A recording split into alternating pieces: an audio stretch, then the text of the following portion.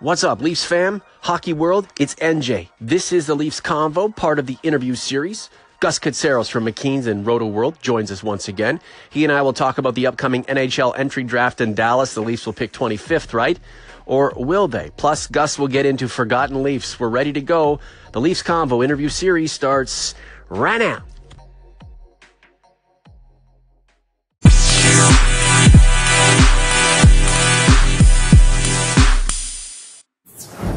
And here is our good friend from McKeen's and Roto World, the one and only Gus Katsaros. What's up, son? I am basking in the glow of a Marlies finals. I like it. I'm excited about it. I'm also excited about the election, too. I tried to select Bill Davis, but the machine didn't take my selection. It's almost as if the universe decided everything was going to be done today. Yeah. Game 4 or is it game 4 or game 5 today, Washington and Vegas? It's game 5, my friend. Yeah. Marlies game tonight, Ontario elections. I mean, what's next?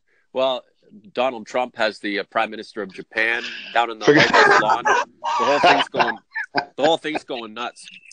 Forget them. Let's do what's important and get into the convo. Yeah, you better believe it. Plus, you're playing Forgotten Leaf. Mike Augello is 8 for 8 on previous Forgotten Leafs, but I had to help him out. So I've got a couple of doozies for you the next 15 minutes or so. So while you're answering these questions, make sure that you're racking your brain, scanning your mind, all of your incredible hockey knowledge, the lore of the Maple Leafs, because you are going to have some real difficult questions, some Forgotten Leafs that you're going to have to unfurl. You know what I'm saying, my friend? Bring it on. I'm ready. All right. So here's what I wanted to get into. The draft, June 22nd in Dallas. It's I don't know how great a draft it's going to be in terms of celebrated players. That remains to be seen. But the Maple Leafs are at this point supposed to pick 25th in the first round. I've had a lot of people on social media ask me when the Leafs Convo is going to begin focusing on the upcoming draft. We don't do player profiles like a lot of the blogs. We just don't have those kinds of resources, but we can get into some specifics, some of the important details. Do you believe at this point the Leafs will be making that 25th pick, Gus? So I'm going to say as a default, yes. I think they do end up making that pick. The only thing that will change, I don't expect them to move up. Moving up is a very, very expensive proposition. Even if it's something from like 25 to 20, those fives, it could cost you a significant asset in order just to move up 5 points. So 5 spots, unless they have a player that they know that they desperately want. And I mean, in the 20s, are you really that desperate? Them moving up. Gaining an asset by moving down a few spots or even out of the first round into the second round, as long as a team is willing to give up a significant enough asset to do so. If that happens, I can see the Leafs moving down, but I have a feeling that they'll end up making the pick at 25. Why not, right? I mean, you probably get a good player considering where that pick is. It's not as if that is going to be the deal breaker. The currency of a first-round pick from 1 to 10, 10 to 20, and 20 to 30 are significantly different. For instance, you don't get generational players in the teens. If you do, that's because the player developed into that type of player. You don't get elite players in the teens. That's because the player has either developed into that on his own or in conjunction with the club. So while we always talk about draft picks and where they select and where they're selected and all of that, there's a development aspect that is highly disregarded amongst fans and even analysts alike. It's not just making the pick at 25 if it's Toronto. It's making the pick at 25 and investing the time, the money, the putting in the resources that you have as an organization to your disposal to be able to make that player into a viable NHL asset. So the way that I've kind of broken down at least how the draft works, after pick number 5 or 6, significant drop in the type of talent that you think that you're getting. After 5 or 6, you're probably getting first or second round talent, almost guaranteed. I don't want to say guaranteed, but almost guaranteed as long as teams do the development. After that point, what you're starting to get is average NHL players, average second liners, average third liners, average hybrids that can play on either. After 10, I find that you could probably get a similar player at 11, 12, 13, 14, 15 that you can get at 55, 56, 57, 58. like towards the end of the second round. Those players are all so similar in the type of development that they require and the skill set that they provide that it's just a matter of where they're selected, not necessarily because they were selected in the first round. So a player taken at 25 could be the same type of skill set that you get in someone high in the second round. Do you move out of the first round in order to get another asset to maybe give you another lottery ticket to work and develop? Sometimes you have to really look at it from that perspective. What are you getting in the range that you're at? Selection day, if you are in Ontario and you are of age, you know what? Go out and have your say and vote, and then come back to the Leafs Convo. I'll listen to this podcast, listen to the one we just did with Mike Augello, and have your say in the comment section. Of course, you need to subscribe. What is the objective of the Maple Leafs at this coming draft? So the objective, I think, is actually very similar to what's been happening so far. You want to pick the most skilled players. You want to pick up assets that you feel will become NHL players.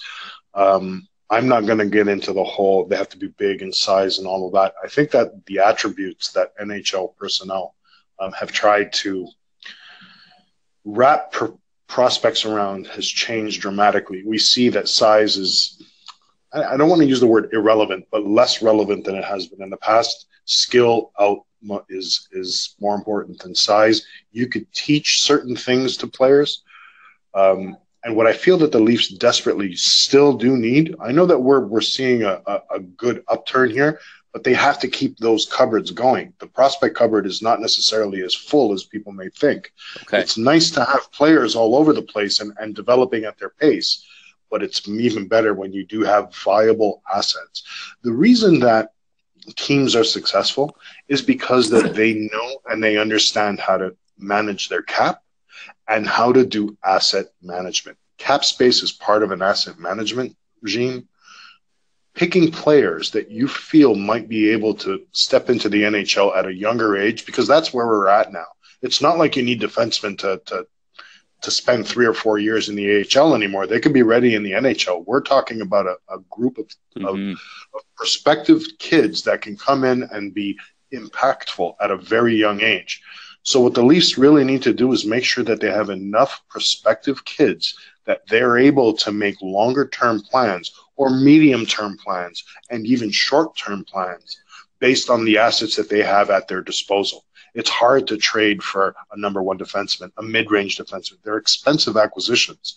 If you already have those in your cupboard, you don't necessarily have to go out and pay those prices. And what you're trying to do is upgrade as much as possible by paying as little as possible. We talk about Kyle Dubas as an open-minded young executive, someone with some foresight, someone who relies on analytics and believes in them and applies those findings to how he goes about building a team.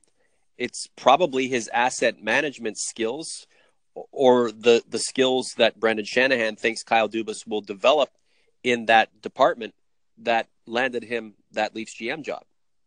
That's absolutely on the ball. It's the skills that we haven't seen pretty much in motion just because of the secrecy required and the way that a GM would go about doing their business. The fact that Dubas gets painted with the analytics paint or the paintbrush is a little bad in this situation, because I feel while there's still a little bit to be done in terms of prospects and analytics, it's not there yet. There's a lot that hasn't been uncovered at the moment. So what Dubas has done, I think, at this point is taken as much as they possibly can and use some numbers and statistical analysis in conjunction with whatever their scouts have brought back in terms of information. Mm-hmm. And remember, scouting is it's not exactly what people think it is. It's not just about talent evaluation and finding character players and all this. It's about bringing information to a central location. If somebody's got info that you feel your GM could really use, that's what a scout does. Yeah. Information gathering is very, very important. And I would say at times it's even more so than talent evaluation, maybe more on the pro side rather than on the amateur side, but information flows back. And it's important to be able to have avenues in which you get that information to be able to be free flow. So what I think Dubas has done has added the elements of a numbers or a statistical model while enhancing what their scouts do as far as player and talent evaluation and information gathering. So those three pillars are what you're going to get from to at least build some type of a short, medium, and long-term plan.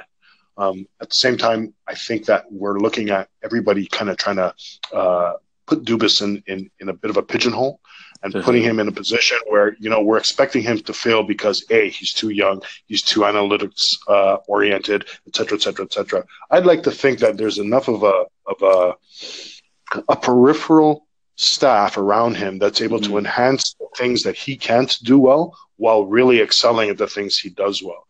Mark Hunter, at the same time, I think would have done very well in that position. It was just a matter, I think, of a choosing. And the work that Hunter's done is going to be shown in years down the road. It's not necessarily Dubas's draft here. This is probably going to be Mark Hunter's last draft, regardless of whether he's at the table or not. So the reality here is he's going to have a footprint on the future Maple Leafs, even if he's really not part of the organization anymore. Those who succeed and end up running the entire corporation, the broad spectrum of the enterprise, started somewhere specific.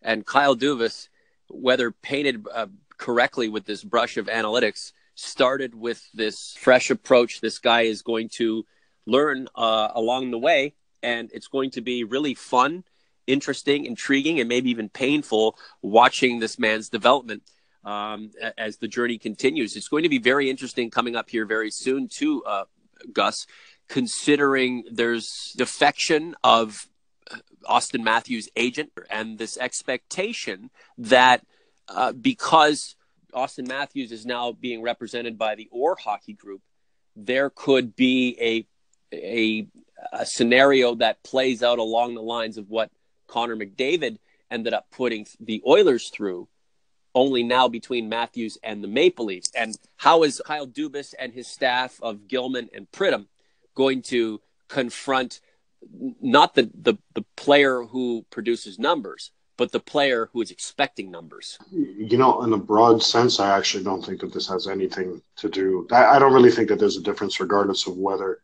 one organization is repping him over the other. You might have different groups of people doing the negotiation, but in the end, I think every player follows a certain model. That model is one where Austin is falling into that category close to Connor McDavid. If we all want to deny that that's not the case, then okay, we can all make up excuses and stuff, but that's the reality of where he's going. So the fact remains that Austin Matthews' negotiation, even though people might try to lump him with somebody else, it's a unique situation between him, his agent, and the Leafs organization. And they'll try to do what's best for everybody. If it's a matter of Matthews signing long-term big money, it is what it is. If it's a matter of, there's some stupidity in today's Twitter feed about Matthews and Babcock's meeting not going so well. If it comes down to it, then they have to split their ways, then so be it. It's just a matter of everybody has to be on the same page as to what they want. If everybody does want the same thing, they'll figure out a way to get done regardless of who's repping who. Yeah, we talked about the entire ambition of the organization, and that's to win a Stanley Cup. And Kyle Dubas taking over the helm and developing and compiling a really smart, complementary staff is not there to placate or appease fans. He's there to see this thing through, and that's to build this team into a Stanley Cup winner. Are you ready to play Forgotten Leafs, my friend? I am ready. Bring it on. Okay, it's good. So it's certainly a lot of fun, and we're going to see if you can make this happen. So the first Forgotten Leaf that you are tasked with figuring out was picked up at the trade deadline in 2003. He's a forward. He played the entire 03-04 season with the Leafs, but his season was cut short by injuries. He had 26 goals, 60 points in 79 regular season games for the Maple Leafs. Who was he? Dmitry Kristich. Ooh, Kristich was actually a question and an answer that Mike Augello provided for Forgotten Leafs. He played with the Leafs the 99-2000 season. This is Owen Nolan. Owen Nolan. Okay, that would have been number 2. Yeah. I remember when he joined the team and the throng of media, and I think the caption or the headline in the Toronto Sun was "Crazy Town" or something like that. It was pretty nuts. All right, so the next Forgotten Leaf played with the Maple Leafs a mere 18 games in the 70-71 season, and he played 47 games for the Leafs in 71-72. He had 7 wins his first season with the Leafs, 17 wins, 18 losses his second season with the Leafs. Let's put it this way. Most people who are not that deeply into the history of hockey and the expansion era and the stars of that era would never know that he played for the Maple Leafs. Star goaltender, very well known, very famous for a lot of reasons, played for the Maple Leafs for less than a full season. Goaltenders have never really been my forte. Okay, let me see if I can add some fun to this. He won 2 Vezinas and 2 Conn Smythes. So he played, he won 2 Vezinas, 2 Conn Smythes, 70-71, 71-72 with the Maple Leafs. And the interesting thing is, yeah, you got it. Ding, ding, ding. Gus Katsaros with a little bit of help, a little bit of guidance. Goes 1 for 2. I needed that little extra, but that's awesome. That's great. Well, I almost think it's a badge of honor to not be able to answer these questions because it shows that you have more to do in your life besides someone like me who's running a nursery for cats over here in suburban Ontario, and all I have on my plate is feedings and box cleanings and hockey stats. So that's about it. Nice. So real quick, did the Marlies wrap up this Calder Cup journey in Texas? Can they win the next 2 and get out of there? Or do you think they're going to provide a nice big treat and a celebration for the fans at Ricoh? I think that Texas on its own, I think, is good enough to be able to take the next 2 games. Having said that, I expected more out of Texas in the final, and I don't think that they've lived up to their expectations yet. So I think going home and going through that first game, trying to kind of figure out where the Marlies are and how they can compete against them, I think I'd like to give Texas the game tonight. I don't know if they can win 2 in a row, though. That's the question I think that we have. I don't think that it wouldn't be surprising to me to see the Marlies win tonight, but I have a feeling that Texas is going to try to take it to them and extend this series as much as they possibly can. Interesting that after a 6-5 opening game where it was sloppy and back and forth, that the last 2 games have been 2-1, tight, checking, close to the vest, really precise hockey games with low shot totals. So whoever wins this thing, and I'm betting on the Marlies over the next 4 games, if they can continue playing like that, both teams can say that they really tried to nail it down towards the end of the season, and both organizations are going to look at it and say, you know what? Hey, we're in the Calder Cup final, and that always bodes well for development. Last one for you. Alex Ovechkin and the Capitals. You got to think they finished the deal, don't you? Yeah, I can't see Vegas coming back 3-1. I know that everybody's kind of marked off Vegas and then they've outperformed, but I think that we're seeing a nice, simple execution from the Capitals that's taken away all the positive things that made Vegas a Stanley Cup finalist, and to the point I just can't see the Capitals collapsing 3 full games anymore from a team that, Vegas can't score. They have a good top line, but they've had a lot of trouble scoring in these playoffs. Fleury doesn't play exceptionally well. They're never going to get back in this series. You know what's funny, Gus, is that Vegas, with all of the success that nobody would have ever dreamed of before the puck dropped on this season that's almost concluded, will not get a lottery pick, considering they'll, finish 29th, 30th, or whatever it is. They're not going to get a lottery pick, and don't expansion teams usually depend on those lottery picks to help build their franchise? Last take from you. We were just talking about asset management, right? Well, here's the challenge for Vegas now. Figure out your future with an asset management style that didn't really follow the blueprint of an expansion team.